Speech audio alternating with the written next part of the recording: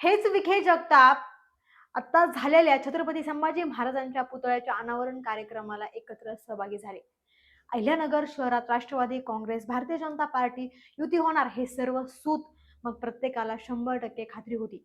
विखे जगताप एकत्र लढणार, परंतु तीच भारतीय जनता पार्टीची युती अडलेली दिसते.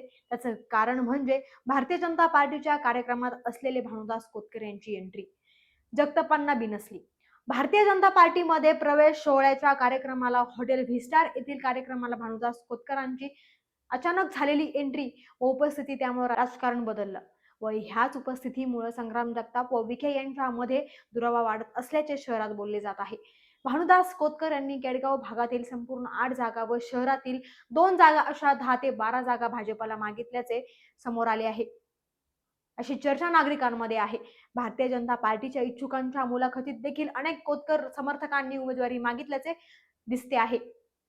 त्यामुळे भारतीय जनता पार्टी मधला कोतकरांचा वाढता प्रभाव पाहता जगताप हे भाजपशी युती करण्यात अनुकूल नाही असे बोलले जाते. मागील विधानसभा निवडणुकीत कोतकर उमेदवारी करणार ह्याची चर्चा शहरामध्ये मोठ्या प्रमाणावर होती. कोतकरांनी केलेल्या जगतापांना हाच विरोध आज देखील जगतापांच्या डोक्यात असल्यामुळे संग्राम जगताप हे कोतकरांना बरोबर घेणार नाहीत अशी चर्चा कार्यकर्त्यांमध्ये आहे. भारतीय जनता पार्टीचे इच्छुक उमेदवार आपल्या प्रत्येक सोशल मीडिया पोस्टवर विखे बरोबर संग्राम जगताप यांचा फोटो लावतात. त्यामध्ये अनिल भुईते देखील आघाडीवर आहे. यांच्याही प्रत्येक सोशल मीडिया पोस्टवर संग्राम जगताप यांचे फोटो असतात. परंतु केडगाव भागात राष्ट्रवादीचे इच्छुक उमेदवार यांच्या माध्यमातून अनेक कार्यक्रम सुरू आहे. त्यामध्ये संग्राम जगताप यांच्या बरोबर राधाकृष्ण विखे व सुजय विखे यांचा फोटो दिसत नाही.